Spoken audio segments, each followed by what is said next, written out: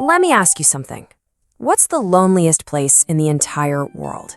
It's not some deserted island. It's not the top of some lonely mountain. Nope, it's a lot closer to home. It's your own living room. Yeah. Picture it. Maybe 7 o'clock on a Tuesday night. Just look around in your mind's eye. What do you really see? You see your kid, right? They're physically there, but their mind, their laughter, it's a million miles away, locked behind a screen. You can't get in. You can't share that joy. And your partner is right there next to you, but they're not really with you. They're just sucked into this endless, draining fire hose of bad news. You're breathing the same air, but you might as well be on different planets. And if we're being really brutally honest with ourselves, this is what it feels like, doesn't it? You're not really a family in these moments. You're just roommates, individuals who happen to share the same Wi-Fi password. You've all become ghosts in your own home. You're there in body, but completely absent in spirit. And we all know this is a huge problem, right? We've all tried to fix it. We try to lay down the law. We try to set some boundaries, create some rules. And that's exactly when the fighting starts, isn't it? The second you try to bring some order to the chaos, it blows up. Sound familiar? Oh, we've all been there. We've tried screaming, put the phone away. We've tried the whole gentle parenting thing, pleading with them. We've even gone nuclear and just banned the devices completely. And what happens? A massive fight, or even worse, that cold, resentful silence that's somehow even louder than the shouting. These so-called solutions, they just don't work. Okay, let's just pause here for a second, because this is the whole key. The problem isn't actually the screens, it's our approach. See, we're using rules when what we desperately need are rituals. A rule feels like a punishment. A ritual feels like an intention. A rule is all about restriction. But a ritual is about connection. One creates conflict and the other creates meaning. So where on earth do we find a solution to this modern mess? Well, you're not going to find it in some new app or the latest parenting book. We're going to go back, way back, about 2,500 years in the past, to a philosopher who was trying to fix this exact same problem in a society that was completely falling apart.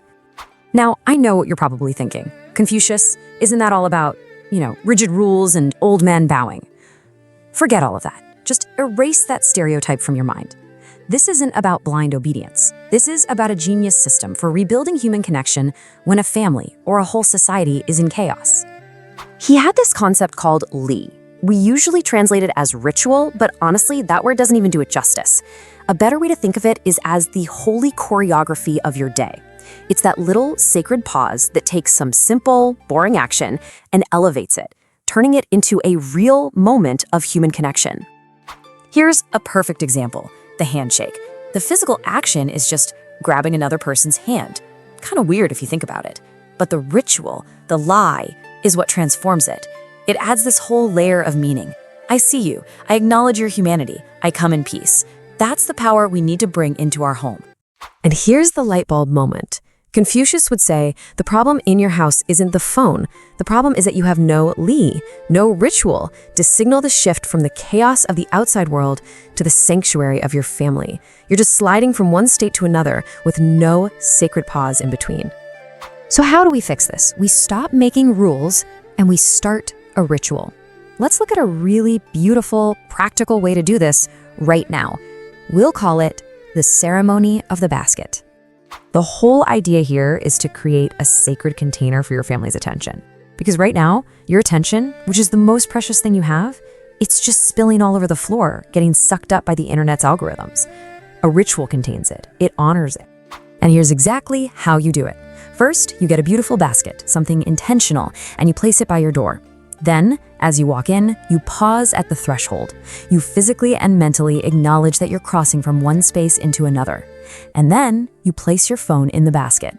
This isn't a punishment. It's a signal to your brain that says, the warrior is resting, the parent is awake. And hey, you can create these little rituals everywhere. Here's another super simple one for the dinner table. No one takes a single bite until the oldest person at the table lifts their fork. It's just a tiny pause, right? But it breaks the trance. It forces everyone to look up, to be present, and to sync up with the rhythm of the family, not the rhythm of their social media feed. We're completely drowning in a sea of infinite choice, infinite digital freedom. But what is all that freedom actually getting us? Because the truth is, in our crazy, hyper-connected world, infinite freedom without some kind of structure, well, that's just another word for chaos. We don't become fully human by staring at glowing rectangles. We become human through the messy, the beautiful, the totally unscripted interactions we have with the people we love.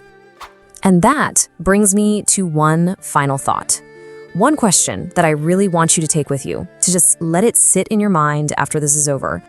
If the Wi-Fi just died, no phones, no tablets, no signal for a full 24 hours, would your family remember how to talk to each other, how to laugh with each other, how to just be with each other? Or would you just be a handful of strangers sitting together in the dark? Subscribe for daily wisdom.